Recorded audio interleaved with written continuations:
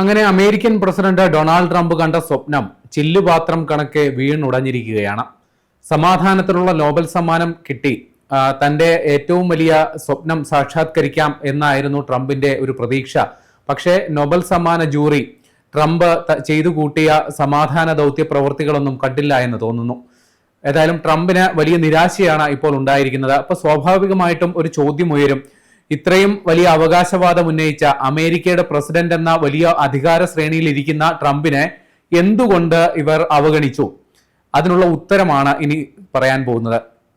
കാരണം ട്രംപ് ഒരു സമാധാന ദൂതനാണ് എന്ന് അവകാശപ്പെടുമ്പോഴും അതിനുവേണ്ടി അദ്ദേഹം പ്രയോഗിച്ചത് നയതന്ത്രമല്ല, അതിനുപരി അമേരിക്കയുടെ സൈനിക ശേഷി, അതിന്റെ ഒരു ഭീഷണി, അമേരിക്കയുടെ ഇത്ര വലിയ സൈനിക ശക്തിയാണ് എന്നുള്ള അമേരിക്കയുടെ ഒരു ഗർവ്, ആ ഗർവ് വെച്ചുകൊണ്ടുള്ള ഭീഷണിയാണ് അദ്ദേഹം ഈ സമാധാന ദൗത്യങ്ങൾക്ക് വേണ്ടി ചെലവാക്കിയത് എന്നുള്ളതാണ് ഏറ്റവും ശ്രദ്ധേയമായ സംഗതി.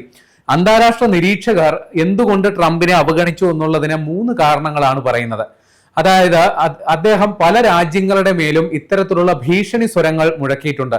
ഉദാഹരണമായി പറഞ്ഞാൽ ഡെൻമാർക്ക് ഗ്രീൻലാൻഡുമായിട്ടുള്ള അവകാശവാദ തർക്കം അത് പരിഹരിക്കുന്നതിൽ കടുത്ത നിലപാട് ട്രംപ് എടുത്തു. പിന്നീട് ഇറാന്റെ കാര്യത്തിൽ ഇറാൻ ആണവ നിർവ്യാപന കരാറുമായി സഹകരിക്കാത്ത സാഹചര്യത്തിൽ അവിടെ ഇസ്രയേൽ നടത്തിയ ആക്രമണം, അവിടെ സൈനികമായിട്ടാണ് അമേരിക്ക ഇടപെട്ടത്, അല്ലെങ്കിൽ അമേരിക്ക ഇറാനിൽ പോയി ബോംബിട്ടു. അത് എങ്ങനെയാണ് ഒരു സമാധാന ദൗത്യത്തിന്റെ ഭാഗമായി മാറുക എന്നുള്ളൊരു ചോദ്യമുണ്ട്.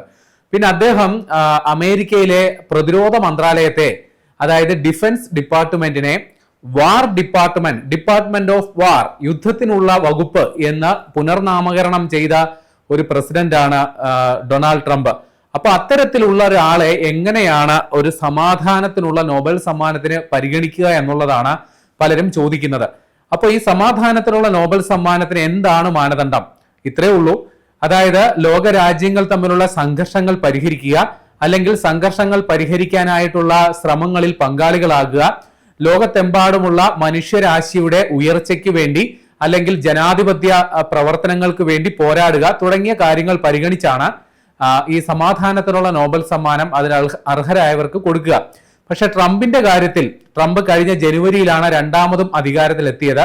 ഇപ്പൊ വൈറ്റ് ഹൗസ് 2 മാസം മുമ്പ് നടത്തിയ ഒരു അവകാശവാദത്തിൽ കഴിഞ്ഞ 6 മാസം കൊണ്ട് 6 സമാധാന ഉടമ്പടികൾ, അതായത് മാസത്തിൽ 1 വീതം ട്രംപ് ഉണ്ടാക്കി എന്നുള്ളതാണ് വൈറ്റ് ഹൗസ് അവകാശപ്പെട്ടത്. ഇപ്പോൾ ട്രംപ് തന്നെ പറയുന്നു, ഇപ്പൊ ഏതാണ്ട് അദ്ദേഹം അധികാരത്തിലെത്തിയിട്ട് 10 മാസമായി, ഇതിനുള്ളിൽ 8 യുദ്ധങ്ങൾ അദ്ദേഹം ഇല്ലാതാക്കി എന്നാണ് അവകാശപ്പെടുന്നത്. അതൊന്ന് Congo Rwanda, Cambodia Thailand, Serbia Kosovo, Egypt Ethiopia, Azerbaijan Armenia. ഇത്രയും ഈ രാജ്യങ്ങളുടെ പേരുകൾ ശ്രദ്ധിക്കുക. ഇവരൊക്കെ താരതമ്യേന സാമ്പത്തിക ക്രമത്തിലോ അല്ലെങ്കിൽ ആയുധശേഷിയിലോ വളരെ പിന്നോക്കം നിൽക്കുന്ന രാജ്യങ്ങളാണ്. മറ്റൊരു വിധത്തിൽ പറഞ്ഞാൽ ഇവരെല്ലാവരും തന്നെ അമേരിക്ക പറഞ്ഞാൽ കേൾക്കാൻ ബാധ്യസ്ഥരായ ആശ്രിത രാജ്യങ്ങളാണ്. ഇപ്പോ കോങ്കോ റുവാണ്ട എന്നൊക്കെ പറയുന്നത് വളരെ ദരിദ്രമായ രാഷ്ട്രങ്ങളാണ്. അവിടെയൊക്കെ അമേരിക്കയുടെ സഹായം വല്ലാതെ പ്രതീക്ഷിക്കുന്ന രാജ്യങ്ങളാണ്. അതേപോലെ കംബോഡിയ തായ്ലാന്റ് എന്ന് പറയുന്നതും അമേരിക്കയുടെ സഹായം, അതായത് അമേരിക്കയുടെ വ്യാപാര വാണിജ്യ കരാറിന്റെ ആനുകൂല്യം പറ്റുന്ന 2 രാജ്യങ്ങളാണ്. അപ്പൊ ഇത്തരം രാജ്യങ്ങളെല്ലാം തന്നെ ട്രംപ് പറഞ്ഞാൽ അത് ചെവിക്കൊള്ളുക, അല്ലെങ്കിൽ അത് മനസ്സാ വരിക്കുക എന്നുള്ളതാണ് ഇത്തരം രാജ്യങ്ങൾക്ക് മുൻപിലുള്ള വഴി. അതുകൊണ്ട് സ്വാഭാവികമായും ട്രംപിന് വലിയ അധ്വാനമില്ലാതെ ഇവിടെയൊക്കെ വെടിനിർത്തൽ ധാരണ അല്ലെങ്കിൽ സമാധാന ഉടമ്പടി ഉണ്ടാക്കാനായിട്ട് പറ്റിയിട്ടുണ്ട്. പക്ഷേ അദ്ദേഹം അവകാശപ്പെടുന്ന ലിസ്റ്റിലുള്ള ഒന്നാണ് ഇന്ത്യ പാകിസ്ഥാൻ. അവിടെ ഒരിടത്തും ഇന്ത്യ ഇക്കാര്യത്തിൽ ഒരു ട്രംപിന്റെ മധ്യസ്ഥത ഉണ്ടായതായി ഒരിക്കലും അംഗീകരിച്ചിട്ടില്ല. ട്രംപിന്റെ ഇടപെടൽ അത് ഇന്ത്യ നിഷേധിക്കുകയും ചെയ്തു. ട്രംപിന്റെ നോബൽ സമ്മാനത്തിനുള്ള ശുപാർശ ഇന്ത്യ ചെയ്യുമെന്നായിരുന്നു ട്രംപിന്റെ പ്രതീക്ഷ, അതും ഉണ്ടായില്ല. പക്ഷെ പാകിസ്ഥാൻ ട്രംപിന്റെ ഇടപെടലിനെ സ്വാഗതം ചെയ്തിരുന്നു. പക്ഷെ ഇന്ത്യ ഇക്കാര്യത്തിൽ ഒരു അമേരിക്കൻ ഇടപെടൽ അനുവദിക്കില്ല എന്ന കൃത്യമായ നിലപാടെടുത്ത രാജ്യമാണ്. മറ്റൊരു ട്രംപിന്റെ പട്ടികയിലുള്ളതാണ് ഇസ്രയേൽ ഇറാൻ സംഘർഷം. അവിടെയും നമുക്കറിയാം ആ സംഘർഷത്തിൽ അമേരിക്കയുടെ റോൾ എന്ന് പറയുന്ന ഒരു സമാധാന ദൂതന്റെ ആയിരുന്നില്ല. അമേരിക്ക ഇറാനിൽ ആക്രമണം നടത്തിയ ഒരു അക്രമകാരിയുടെ റോളിലാണ് ഉണ്ടായിരുന്നത്. അവിടെ പോയി ബോംബിട്ട്, അതായത് അവിടുത്തെ ആണവ നിലയത്തിൽ ബോംബിട്ട് വലിയ രീതിയിലുള്ള ഒരു ഭീതി അന്താരാഷ്ട്ര തലത്തിൽ സൃഷ്ടിച്ച രാജ്യമാണ് അമേരിക്ക. അതുകൊണ്ട് എങ്ങനെയാണ് ട്രംപിനെ ഇത്തരത്തിൽ പരിഗണിക്കപ്പെടുക? സമാധാന ദൂതനായി എങ്ങനെയാണ് പരിഗണിക്കപ്പെടുക? ഏറ്റവും ഒടുവിൽ ട്രംപിന്റെ 8ാമത്തെ സമാധാന ദൗത്യം പറയുന്നത് ഇസ്രയേലും പലസ്തീനുമായിട്ടുള്ള പ്രശ്നമാണ്. അവിടെ അമേരിക്ക നിർദ്ദേശിച്ച 20 ദിന കർമ്മ പരിപാടി അത് പരിഗണിച്ച് സമാധാന ഉടമ്പടിയിലേക്ക് ഹമാസും ഇസ്രയേലും എത്തി എന്നുള്ളത് വാസ്തവം തന്നെയാണ്. പക്ഷേ അതിൽ ട്രംപ് എടുത്ത നിലപാട് എന്താണ്? അതായത് ഹമാസും ഇസ്രയേലും 72 മണിക്കൂറിനുള്ളിൽ ഒരു സമാധാന ഉടമ്പടി ഉണ്ടാക്കണം. ഇക്കാര്യത്തിൽ ഇസ്രയേലുമായി മാത്രമാണ് ട്രംപ് ആശയവിനിമയം നടത്തിയത്. ഹമാസുമായിട്ട് ദോഹ കേന്ദ്രീകരിച്ച്, ഖത്തറിലെ ദോഹ കേന്ദ്രീകരിച്ച് സമാധാന ചർച്ചകൾ നടത്തിയിരുന്നുവെങ്കിലും അതിലൊന്നും ഒരു ധാരണയാക്കാൻ അമേരിക്കയ്ക്ക് സാധിച്ചില്ല, പരാജയമായിരുന്നു. പക്ഷെ ഇവിടെ എങ്ങനെ ഈ കരാർ, ഇത്ര തിടുക്കപ്പെട്ട ഒരു കരാർ എങ്ങനെ ഉണ്ടാക്കി എന്നുള്ളതിന്റെ അണിയറ വളരെ നിഗൂഢമാണ്. കാരണം ഈ നൊബേൽ സമ്മാന സമിതി ഈ അവാർഡ് നിർണയ ഘട്ടത്തിലേക്ക് കടക്കുമ്പോഴാണ് തിരക്ക് പിടിച്ച് ട്രംപ് ബെഞ്ചമിൻ നെതന്യാഹുവിനെ വിളിച്ചു വരുത്തുകയും ഹമാസിനോട് ചർച്ച പോലും നടത്താതെ ഒരു 20 ദിന കർമ്മ പദ്ധതി പ്രഖ്യാപിച്ച് ഇത് 72 മണിക്കൂറിനുള്ളിൽ നടപ്പിലാക്കണം, ഇല്ലെങ്കിൽ ഗുരുതരമായ പ്രത്യാഘാതം ഉണ്ടാകുമെന്നുള്ള ഭീഷണി ഹമാസിന് നൽകുകയും ചെയ്തു. അങ്ങനെ ഹമാസ് ആ ഉടമ്പടി പാലിക്കാൻ തയ്യാറായി സമാധാന പാതയിലേക്ക് വന്നു എന്നുള്ളതാണ് വാസ്തവം. അവിടെയും അമേരിക്ക ഉപയോഗിച്ചത് ഒരു നയതന്ത്ര ലൈൻ അല്ല, അവിടെയും ഉപയോഗിച്ചത് ഒരു ഭീഷണി സന്ദേശമാണ്. അത് ഏതായാലും ഹമാസ് ഇപ്പോൾ താരതമ്യേന ദുർബലമായതുകൊണ്ട് അവർ ആ ഭീഷണിക്ക് വഴങ്ങി എന്നാണ് മനസ്സിലാക്കേണ്ടത്. അവിടെയും ഇത്തരത്തിൽ ട്രംപ് എന്താണ് ഉദ്ദേശിച്ചത് എന്നുള്ളത് കൃത്യമാണ്. സമാധാനത്തിലുപരി അദ്ദേഹം ഒരു ഏകാധിപതിയുടെ സ്വരമാണ് കാണിച്ചത്.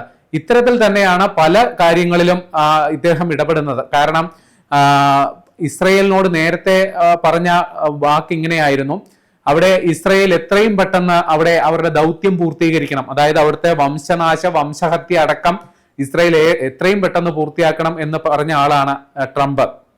അതോടൊപ്പം ഈ 72 മണിക്കൂർ ഡെഡ് ലൈൻ പാലിച്ചില്ലെങ്കിൽ പിന്നെ ഇസ്രയേലിന് എന്തും ചെയ്യാം എന്ന മുന്നറിയിപ്പ് കൊടുത്ത ആളാണ് ട്രംപ്. അതുമാത്രമല്ല, അദ്ദേഹം ഇത്തരത്തിൽ നിരന്തരം ഇപ്പൊ ഏറ്റവും ഒടുവിൽ അഫ്ഗാനിസ്ഥാനിൽ അമേരിക്ക നിർമ്മിച്ച ഒരു വ്യോമ താവളമുണ്ട്, ഒരു സൈനിക താവളമുണ്ട്. അത് അമേരിക്കയ്ക്ക് തന്നെ വിട്ടുകിട്ടണം, ഇല്ലെങ്കിൽ ഗുരുതര പ്രതിസന്ധികൾ, ഗുരുതര പ്രത്യാഘാതം നേരിടാൻ തയ്യാറായിക്കോളൂ. അങ്ങനെ ഇത്തരത്തിൽ മറ്റ് രാജ്യങ്ങൾക്ക് മേൽ ഭീഷണി സന്ദേശം മാത്രം മുഴക്കുന്ന ട്രംപ് എങ്ങനെയാണ് ഒരു സമാധാന നോബൽ സമ്മാനത്തിന് അർഹനാകുക എന്നുള്ളതാണ്. പിന്നെ ട്രംപിനെ സംബന്ധിച്ച ഒരു ദൗർഭാഗ്യം കൂടി ഈ കാര്യത്തിൽ ഉണ്ടായി എന്നുള്ളതും വാസ്തവമാണ്. കാരണം ഈ ഇസ്രയേലും ഫലസ്തീനും തമ്മിലുള്ള, അല്ലെങ്കിൽ ഇസ്രയേലും ഹമാസും തമ്മിലുള്ള സമാധാന ചർച്ച തീർച്ചയായിട്ടും വലിയൊരു നേട്ടം തന്നെയാണ് ട്രംപിന്. അതിൽ എന്ത് ഭീഷണി ഉയർത്തിയിട്ടാണെങ്കിലും, എന്ത് പിന്നാമ്പുറത്ത് എന്ത് ഡീലാണ് നടന്നത് എന്ന് വ്യക്തമല്ലെങ്കിലും രണ്ട് കൂട്ടരും തമ്മിൽ സമാധാന ഉടമ്പടി എത്തിയത് വലിയ നിർണായക സംഗതി തന്നെയാണ്. പക്ഷേ ആ സന്ധിയിലേക്ക് എത്തിയത് 2 ദിവസം മുമ്പാണ്. അതായത് ബുധനാഴ്ചയാണ് ഇസ്രയേലും ഹമാസുമായിട്ടൊരു വെടിനിർത്തൽ ധാരണയിലേക്ക് എത്തിയത്. പക്ഷേ തിങ്കളാഴ്ച തന്നെ ഈ സമാധാന നോബൽ സമ്മാനത്തിന്റെ നിർണയിക്കാനുള്ള 5 അംഗ ജൂറി തിങ്കളാഴ്ച തന്നെ ആ കാര്യത്തിൽ ഒരു തീരുമാനത്തിൽ എത്തിയിരുന്നു എന്നുള്ളതാണ് പുറത്തു വരുന്ന വിവരം. അതുകൊണ്ട് തന്നെ ട്രംപിന് ഈ വർഷം ഏതായാലും സമാധാന നോബൽ സമ്മാനം ലഭിക്കില്ല. പക്ഷേ അദ്ദേഹത്തിന് വേണമെങ്കിൽ അടുത്ത വർഷത്തേക്ക് അതിനുവേണ്ടി ശ്രമിക്കാവുന്നതാണ് എന്ന വൈറ്റ് ഹൗസിലെ ചില വൃത്തങ്ങൾ തന്നെ പറയുന്നുണ്ട്. അമേരിക്കയുടെ ചരിത്രം നോക്കിയാൽ 1906 റൂസ്വെൽറ്റ് സമാധാന നോബൽ സമ്മാനം അർഹനായിട്ടുണ്ട്. Woodrow Wilson 1920, Jimmy Carter 2002, Barack Obama 2009. ഇപ്പൊ ബരാക് ഒബാമയെ വ്യക്തിപരമായി അധിക്ഷേപിച്ചുകൂടി തന്നെയാണ് ട്രംപ് ഈ സമാധാനത്തിനുള്ള നോബൽ സമ്മാനം പ്രതീക്ഷിച്ചിരുന്നത്. ബരാക് ഒബാമ ഒരു നിർഗുണനായ ഒരു പ്രസിഡന്റ് ആയിരുന്നു. പ്രത്യേകിച്ച് ഒരു പണിയും എടുക്കാതെയാണ് അദ്ദേഹത്തിന് സമാധാന നോബൽ സമ്മാനം കിട്ടിയത്. പക്ഷെ ഞാൻ അങ്ങനെയല്ല, ഞാൻ ഇതിനു വേണ്ടി കുറെ കഷ്ടപ്പെട്ടിട്ടുണ്ട്, അതുകൊണ്ട് എനിക്ക് ഈ സമ്മാനം കിട്ടിയേ പറ്റൂ എന്ന് നിലപാടെടുത്ത ആളാണ് ട്രംപ്. പക്ഷെ ട്രംപിന് നിരാശയാണ് ഫലമുണ്ടായത്. പക്ഷേ ഇവിടെ സമാധാനത്തിനുള്ള നോബൽ സമ്മാനത്തിനായി പരിഗണിക്കപ്പെട്ട ഒരു വനിതയെക്കുറിച്ചും പറഞ്ഞിട്ട് നമുക്ക് അവസാനിപ്പിക്കാം. വെനസ്വേലയുടെ പ്രതിപക്ഷ നേതാവ് മരിയ കാരിനോ മച്ചാഡോ, ഇവർക്കാണ് ഈ വർഷത്തെ സമാധാനത്തിനുള്ള നോബൽ സമ്മാനം കിട്ടിയത്. അതിന് കാരണം പറയുന്നത് ഈ 2013 മുതൽ വെനസ്വേല നിക്കോളാസ് മദുരോ എന്ന് പറയുന്ന ഒരു ഇടതുപക്ഷ ഏകാധിപതിയുടെ ഭരണത്തിന് കീഴിലാണ്. അദ്ദേഹം പ്രസിഡന്റ് പദവിയിലിരിക്കെ അവിടെ ജനാധിപത്യ അവകാശങ്ങൾ വല്ലാതെ ധ്വംസിച്ചുകൊണ്ട് പരിപൂർണ ഏകാധിപതിയെ പോലെ ഭരിക്കുന്നു എന്നുള്ളതാണ് ഈ പ്രതിപക്ഷത്തിന് നേതൃത്വം കൊടുത്ത മരിയ കാരിനോ മച്ചാഡോ അടങ്ങുന്ന സഖ്യത്തിന്റെ വാദം. അപ്പൊ ഇതുപ്രകാരം അവിടെ വലിയ രീതിയിലുള്ള ജനാധിപത്യവാദികളുടെ പ്രക്ഷോഭങ്ങൾ അരങ്ങേറി. അതിന് സമാധാന വഴിയിൽ നിന്നുകൊണ്ട് നേതൃത്വം കൊടുത്ത വനിതയാണിവർ. നിർഭാഗ്യവശാൽ 2024 ഇവർ തെരഞ്ഞെടുപ്പിൽ മത്സരിച്ചെങ്കിലും നിർഭാഗ്യവശാൽ ആ തെരഞ്ഞെടുപ്പിൽ പരാജയപ്പെട്ടു. അല്ലെങ്കിൽ നിലവിൽ ഇപ്പോൾ വെനസ്വേലയുടെ പ്രസിഡന്റ് പദവിയിൽ ഇരിക്കേണ്ട ഒരു വനിതയാണ് മരിയ കാരിനോ മെച്ചാഡോ എന്ന് പറയുന്ന ഈ വനിത. അപ്പൊ ഇവരുടെ ഈ ജനാധിപത്യ സംവിധാനത്തിന് ശക്തി പകർന്ന നടപടികൾ പരിഗണിച്ചാണ് ഈ വെനസ്വേലയുടെ നിലവിൽ പ്രതിപക്ഷ നേതാവാണ്. പ്രതിപക്ഷ നേതാവിന് ഇത്തരത്തിലുള്ള ഒരു സമാധാനത്തിന്റെ നോബൽ സമ്മാനം നൽകിയിരിക്കുന്നത്. പക്ഷെ ട്രംപിനെ സംബന്ധിച്ച് ഇപ്പോഴും പറയുന്നു, അദ്ദേഹം ഈ ധാർഷ്ട്യത്തിന്റെ ഭീഷണിയുടെ ഭാഷയാണ് ഏറിയ പങ്കും ഇത്തരം രാജ്യങ്ങൾക്ക് മേൽ ചുമത്തിയിട്ടുള്ളത്. പക്ഷെ അദ്ദേഹം പരാജയപ്പെട്ടു പോയ ഒരു സംഗതി കൂടിയുണ്ട്, അതുകൂടി പറഞ്ഞ് അവസാനിപ്പിക്കാമെന്ന് തോന്നുന്നു. കാര്യം റഷ്യയും ഉക്രൈനുമായിട്ടുള്ള സംഘർഷം അത് പരിഹരിക്കാൻ വേണ്ടി ട്രംപ് കിണഞ്ഞ് ശ്രമിച്ചിരുന്നു. പക്ഷേ റഷ്യ അമേരിക്കയ്ക്കൊത്ത എതിരാളിയാണ്, അല്ലെങ്കിൽ പുടിൻ ട്രംപിന് ഒത്ത എതിരാളിയാണ്. അതുകൊണ്ട് തന്നെ ട്രംപിന്റെ ഭീഷണിയും അതേപോലെ സമ്മർദ്ദത്തിനും പുടിൻ വഴങ്ങിയില്ല. അതുകൊണ്ട് തന്നെ ആ യുദ്ധം പരിഹരിക്കാൻ ട്രംപിന് ഇതുവരെ സാധിച്ചിട്ടുമില്ല. അപ്പൊ ഈ സമാധാനത്തിലുള്ള നോബൽ സമ്മാനത്തിന് പരിഗണിക്കുമ്പോൾ ഒരു പക്ഷേ റഷ്യയും ഉക്രൈനുമായിട്ടുള്ള സംഘർഷം അത് പരിഹരിച്ചിരുന്നെങ്കിൽ തീർച്ചയായിട്ടും ട്രംപിനും ഈ പരിഗണന കിട്ടിയേനെ. ഇപ്പോൾ ഇസ്രയേലും ഹമാസുമായിട്ടുള്ള സംഘർഷം പരിഹരിച്ചപ്പോൾ പക്ഷേ സമയം ഏറെ വൈകി പോവുകയും ചെയ്തു. ഈ കാരണത്താലാണ് ട്രംപിന് അദ്ദേഹം ഏറെ മോഹിച്ച ഈ പറയുന്ന സമാധാന നോബൽ സമ്മാനം കിട്ടാതിരുന്നത്. ഏതായാലും അദ്ദേഹത്തിന് തൽക്കാലം പ്രതീക്ഷിക്കാം, ഇത്രയൊക്കെ ചെയ്തത് ആത്മാർത്ഥമായിട്ടാണെങ്കിൽ ഒരു പക്ഷേ അടുത്ത വർഷത്തുള്ള നോബൽ സമ്മാന കമ്മിറ്റി അദ്ദേഹത്തെ പരിഗണിക്കുമായിരിക്കും.